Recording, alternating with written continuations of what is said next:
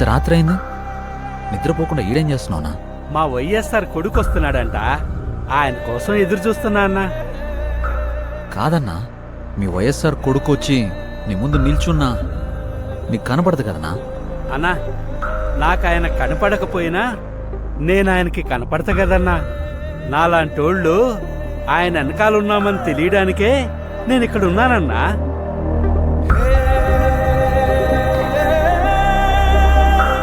తండ్రి పోయాడనుకుంటే కొడుకొచ్చాడు. Congress party can create another 100 wise hours. Tell him, if he doesn't fall in line, the consequences will be very harsh.